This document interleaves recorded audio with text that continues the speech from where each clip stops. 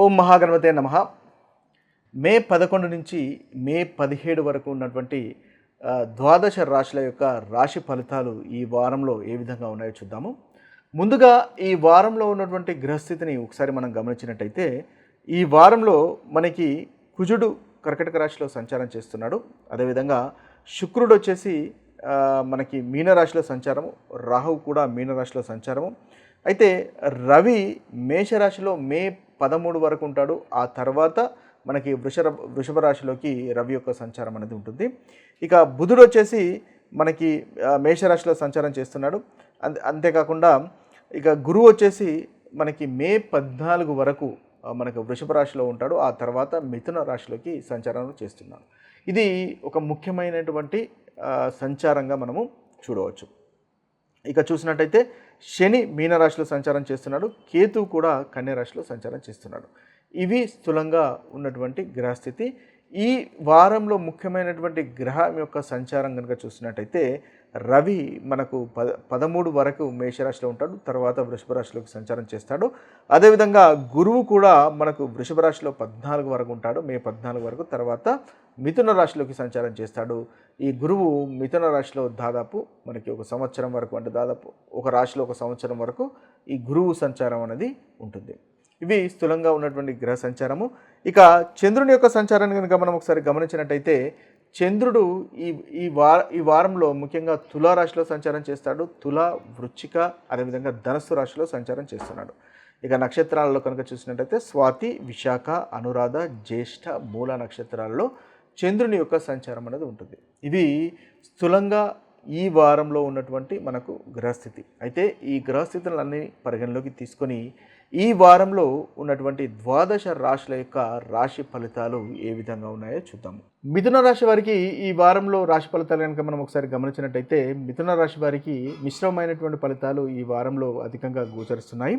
ముఖ్యంగా ఆదివారము, సోమవారము ఈ 2 రోజులు పనిలో కాస్త శ్రద్ధ తగ్గడం వల్ల ఇబ్బంది పడేటటువంటి అవకాశాలు కనిపిస్తున్నాయి. కాబట్టి పనిలో ఫోకస్ చేయండి. పనులు కాస్త నెమ్మదిగా జరుగుతాయి. పనుల్లో ఆటంకాలు కనిపిస్తున్నాయి. కాబట్టి ముందు జాగ్రత్తగానే మీ పనులకు ఈ 2 రోజుల్లో పూర్తి కావాల్సినటువంటి పనులను మీరు ముందుగానే కనుక పూర్తి చేసుకున్నట్టయితే దానికి తగినటువంటి ఫలితము మీరు పొందగలుగుతారు.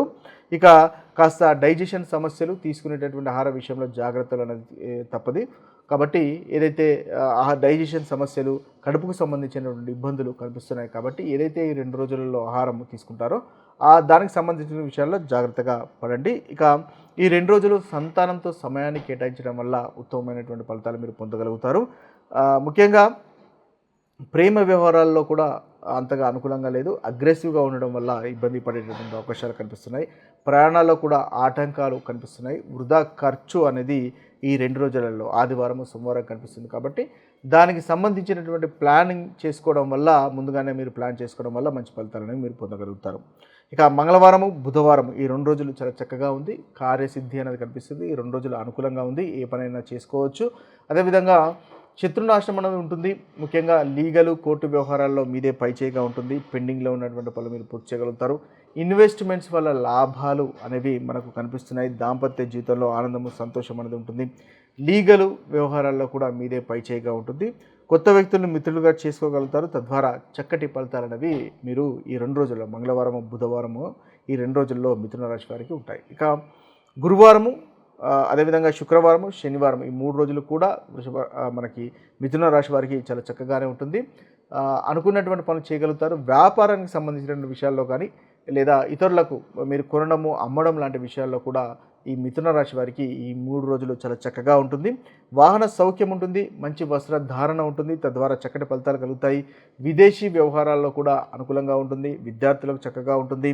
అంతేకాకుండా మీడియా రంగంలో ఉన్నవారికి కానీ చక్కగా ఉంటుంది. మీరు ఎక్కడైతే పనిచేస్తారో ఆ పనిచేసే చోట పనికి తగినటువంటి ప్రశంసలు అందుకోవడము లాంటి ఉత్తమమైనటువంటి ఫలితాలు కలుగుతాయి. అంతేకాకుండా మీ ముఖంలో మంచి తేజస్సు ఉంటుంది. ఆనందంగా ఉంటారు, సంతోషంగా ఉంటారు. మానసిక స్థితి అనేది బాగుంటుంది. కాబట్టి చాలా చక్కటి ఫలితాలే మనకు గురువారము, శుక్రవారము, శనివారము మనం ఎక్స్పెక్ట్ చేయవచ్చు. ఓవరాల్గా చూసినట్టయితే ఆదివారము, సోమవారము వృత్తిలో ఫోకస్ అనేది పెట్టడం వల్లనే మంచి ఫలితాలు కలుగుతాయి. మంగళవారము, బుధవారము చాలా చక్కటి ఫలితాలు కనిపిస్తున్నాయి. వృత్తిలో బాగుంటుంది. గురువారము, శుక్రవారము, శనివారము దంపతుల మధ్య ఆనందము సంతోషం అనేది ఉంటుంది. వ్యాపారానికి సంబంధించిన విషయాల్లో కూడా చాలా చక్కగా ఈ వారంలో ఈ రాశి వారికి ఉంటుంది. మీ యొక్క ప్రతికూలమైనటువంటి ఫలితాలు తొలగిపోయి అనుకూలత పెరగడానికి కానీ, లేదా అనుకూలమైనటువంటి ఫలితాల్లో ఇంకా అభివృద్ధి కలగడానికి కానీ, ముఖ్యంగా మీరు మహాశివుని పూజించండి. తద్వారా చక్కటి ఫలితాలనేవి ఈ వారంలో పొందగలుగుతారు. ఇవి స్థూలంగా ఈ రాశి వారికి ఉన్నటువంటి రాశి ఫలితాలు. ఇవి స్థూలంగా మనకు ఈ వారంలో ఉన్నటువంటి రాశి ఫలితాలు. మరొక వీడియోలో మరొక రాశి ఫలితాలతో కలుద్దాము. అదేవిధంగా మరొక మంచి టాపిక్తో, ఆస్ట్రాలజీ సంబంధించినటువంటి టాపిక్తో కలుద్దాము. అంతవరకు సెలవు. సర్వే జన సుజనో భవంతు, సర్వే సుజన సుఖినో భవంతు. నమస్తే.